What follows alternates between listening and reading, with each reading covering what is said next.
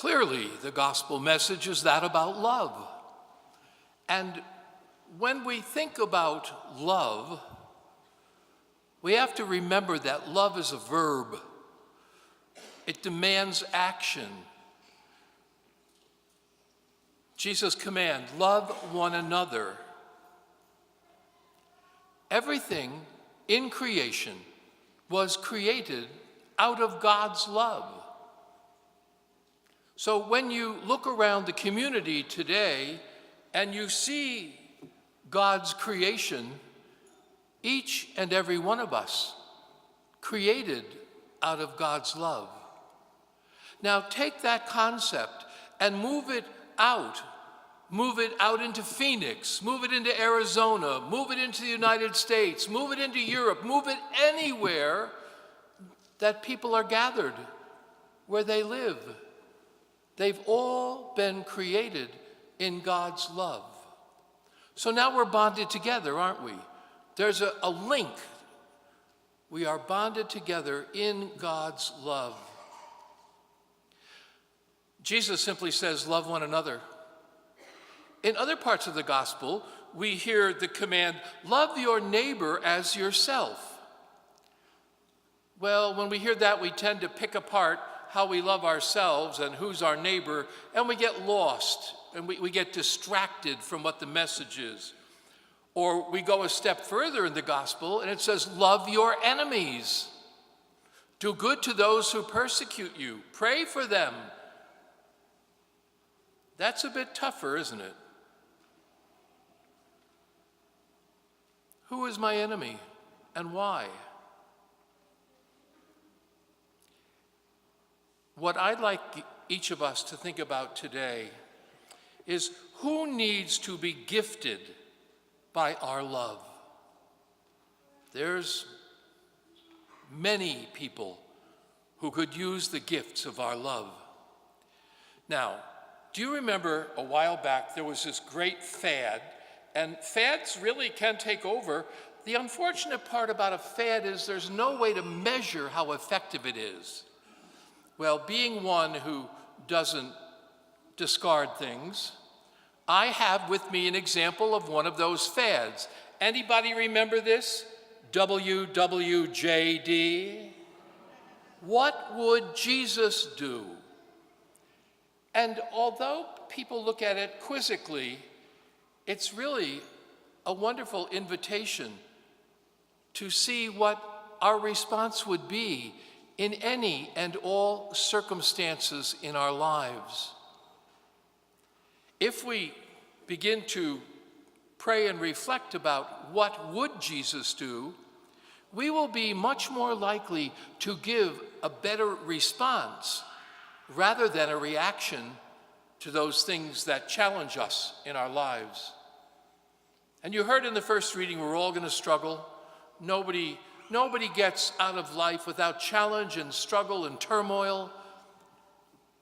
Who do we turn to in those moments? Hopefully we have a support system around us that we can turn to that will listen to us, help us, encourage us, lift us up, give us wisdom and insight. But ultimately, the giver of all grace is the Lord. And when we turn to the Lord and we ask for the grace that we need in that situation, it is given to us generously. Now, we know that if you're going to love in truth and deed, in action, then love always considers the other person and their needs before your own. And sometimes that can be quite challenging. But if you step back and you think, what are their needs? And what do I have in my toolbox, in my resources that I can offer them? Who would we consider first? Could be members of our families, could be our spouse, our parents, children, siblings, co-workers, neighbors. But we have to think a bit broader than that. We have to think about the needs of those created in love, our sisters and brothers, whether they be of a different faith, different belief, different language, and see what it is that we can offer them.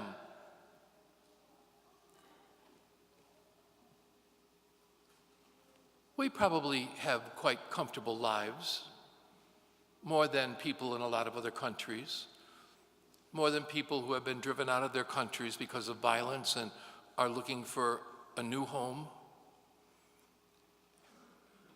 They become a challenge for the people of the country where they want to go. But how blessed we are, because we know our country was settled by immigrants, and we have built our lives upon their shoulders. And so when other people are looking to come and have a better life, why is it that we cannot open our hearts and our country with due process to bring them in, to provide for them, to help meet their needs? We have those seeking asylum. We have all kinds of people that are struggling. So if we really say, we love you, God, then how do we show that love? How do we put it in action? And the other thing that we come to find out in our life experience is that love demands self-sacrifice.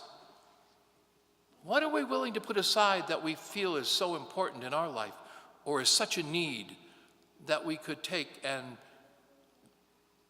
share someone else's need?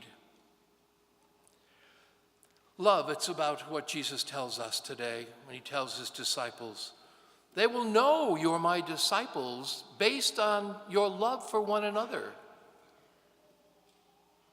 Will people know that we're disciples based on that same love?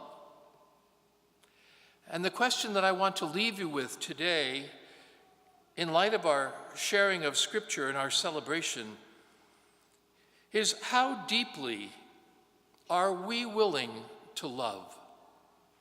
How deeply are we willing to love?